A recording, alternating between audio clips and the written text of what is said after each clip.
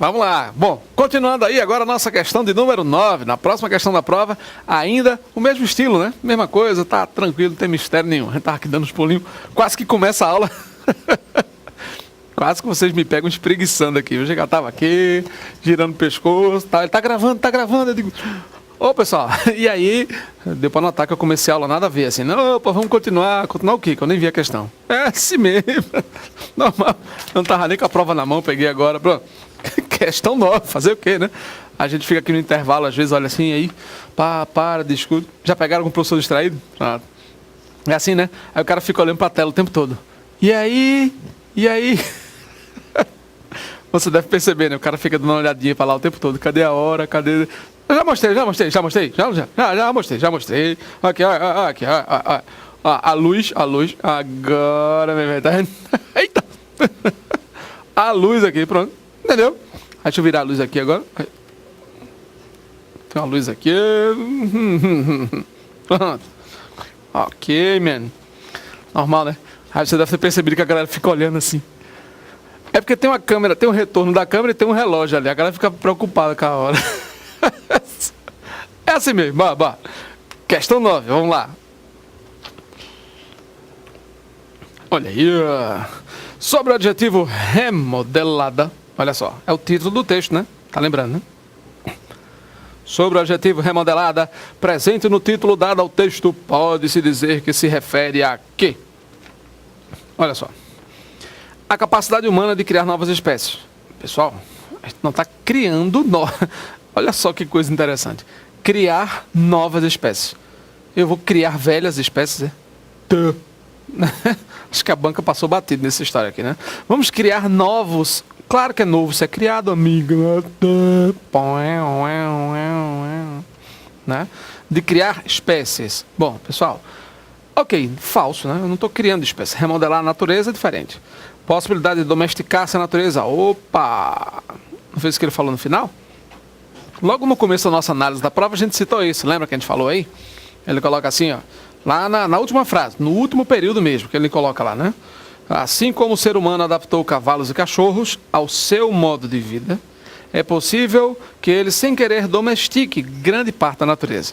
Então agora ele já está procurando trabalhar um pouco essa coisa de para além dos cachorros e dos cavalos, né? Deu para perceber isso aí, né? Então cachorro e cavalo numa outra modalidade, de outra forma, para que você veja essa relação que ele estabelece aí. Então esse remodelado que ele usa na natureza, essa possibilidade de moldar, né? Remodelar, não basta que ela esteja como é realmente, e sim como o ser humano quer que ela esteja. Tem para anotar essa história, meio viajado, né? Mas é isso mesmo, vamos lá, acompanha aí. Olha aí.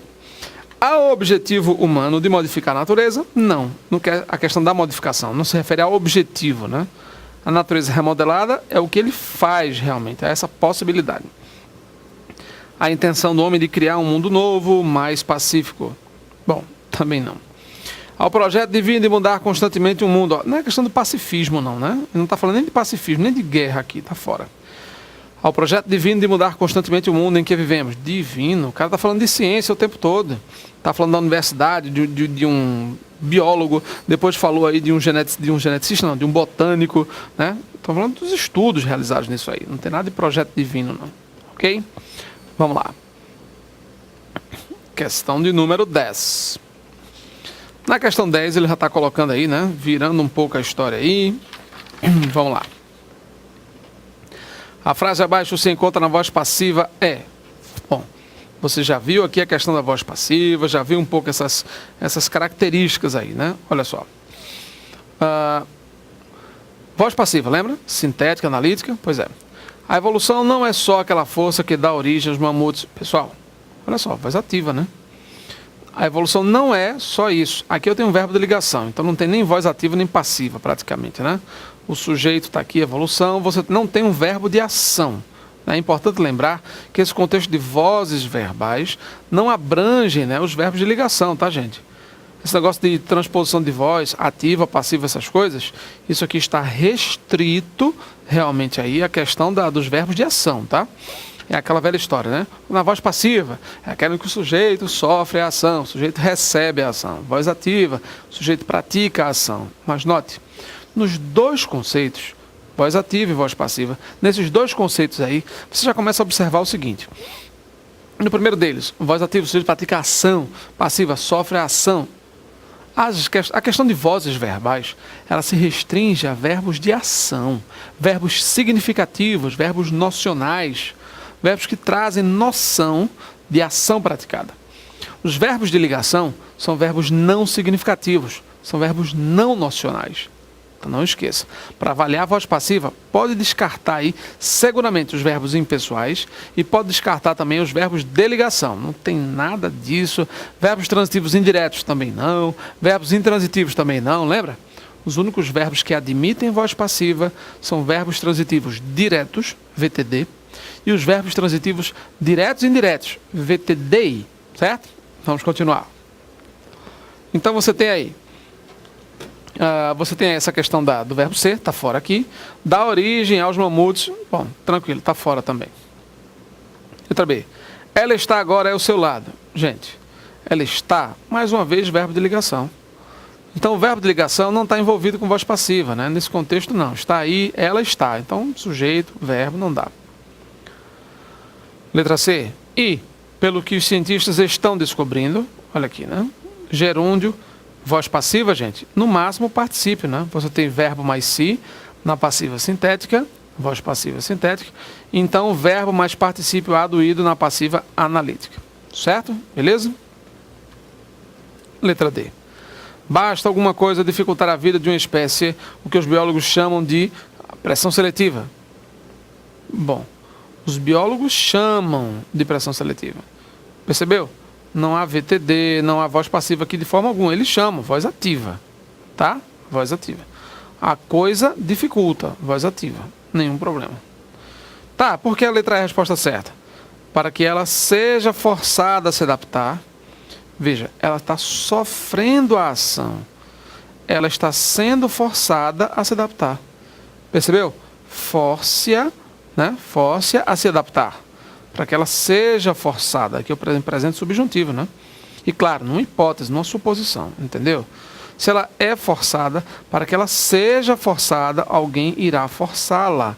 Então você tem aqui, ela está sofrendo a ação expressa pelo verbo, e eu tenho uma locução verbal aqui. Tá vendo aí?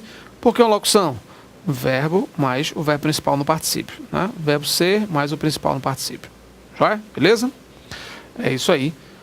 Próxima questão, questão 11 já é sobre o texto de Roberto Tivita, né? Está colocando aí destruição e construção, olha só. A questão da investigação, denúncia de irregularidade, de corrupção e tal. Claro, a questão do papel da imprensa em relação a isso, né? A preocupação com a ética e tudo mais, é o que ele fala aí, em relação à nação, ao público, ao planeta e por aí vai. Bom, sobre o primeiro período do texto, olha só. Sobre o primeiro período do texto, a imprensa não deve nunca abandonar o papel de investigar e denunciar irregularidades, corrupções, erros e mentiras. Sobre esse trecho aqui, que vai até, claro, né? Ele fala de mentiras, aí, ponto. Pode-se afirmar que, vamos lá, olha só que ele faz várias coisas aqui, né? Há um erro sintático no emprego da dupla negação em não deve nunca. Pessoal, não deve nunca não é erro sintático, não, de forma alguma. No máximo você pode trabalhar no contexto semântico. A imprensa não deve nunca, não há problema algum, né? Muitas vezes você deve ter estudado esse raciocínio lógico, tá? Aquelas, né? A lógica burliana, né? Em que você tem muito aquela coisa de duas negativas, duas positivas, tem aquele negócio? Pois é, e, ou e tal, pronto. Então, eu não fiz nada. Imagina, eu não fiz nada.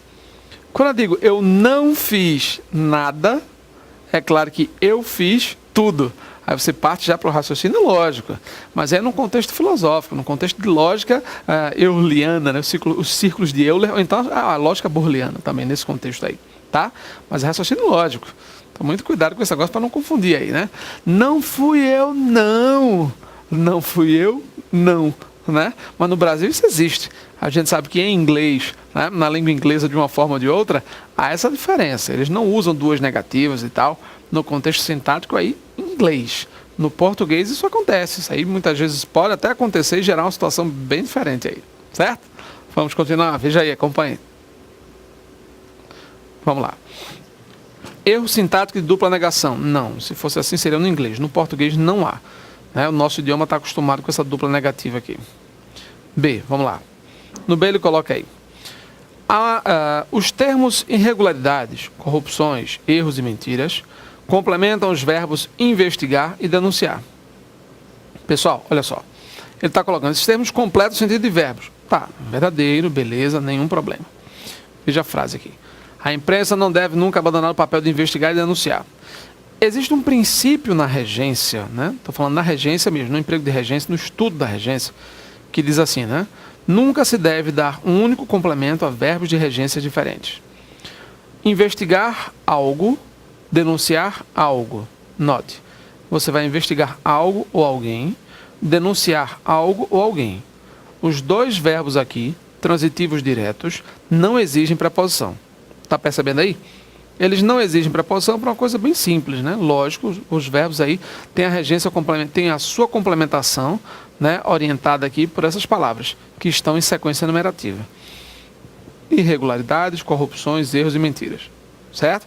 Complementos verbais, sim, funcionam como objetos diretos.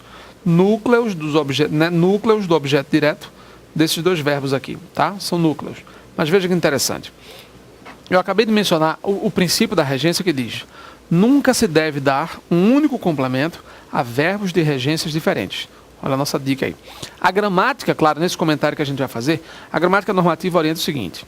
Eu não posso dizer, entrou na sala, vamos dizer assim, entrou e saiu da sala. Pronto, vamos formular essa frase aí.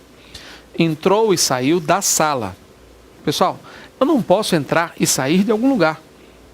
Você entra em algum lugar e você sai de algum lugar. Entendeu isso? Quem entra, entra em, e quem sai, sai de. Então eu tenho dois verbos, duas regências completamente diferentes. São verbos de regências completamente diferentes. Entendeu isso aí? Então, claro, você já tem aí. Entrou na sala e saiu dela. Ou entrou na sala e saiu. Entendeu? Entrou na sala, você completa, dá o complemento do primeiro verbo. Entrou na sala e saiu dela. Saiu da sala. São dois contextos bem diferentes. Ou então você também pode omitir o segundo complemento. Eu posso dizer assim, entrou na sala e saiu. Eu elimino o segundo complemento. Entendeu aqui? Entrou na sala e saiu dela. Ou entrou na sala e saiu. Fique ligado nisso, fique atento a isso. Tá certo? Da mesma forma, se eu disser assim, assisti ao filme, assisti e gostei do filme. Pronto. Veja, ele assistiu e gostou do filme. Quem assiste, assiste a. Percebeu? Quem gosta, gosta de. Então você tem dois verbos com duas regências diferentes. Fique muito atento a isso aí, porque essa regra é muito comum de aparecer e a turma e a galera, as pessoas, geralmente escorregaram demais nesse negócio. Porque as pessoas, ou por desconhecerem essa norma, esse princípio aí, ou por ignorarem a existência dele em outros contextos, geralmente escorregam. Então eu não vou dizer assisti ao filme e gostei. Eu vou dizer assisti ao filme, assistir ao filme e gostei dele.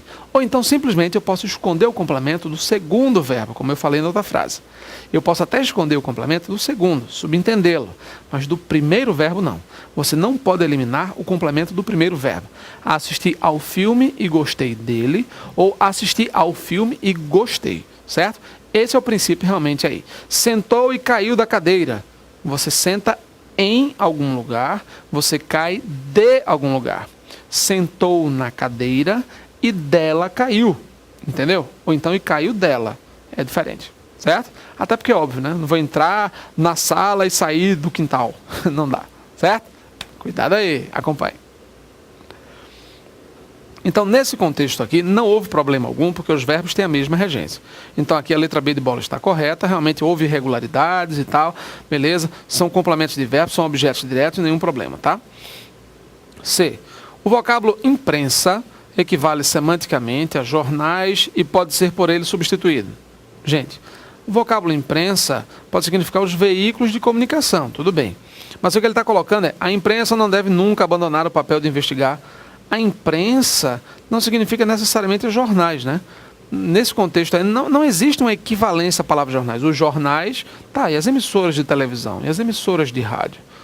Então, a imprensa são os veículos e as pessoas que formam o sistema de comunicação de uma sociedade, que geram notícia, etc., entendeu?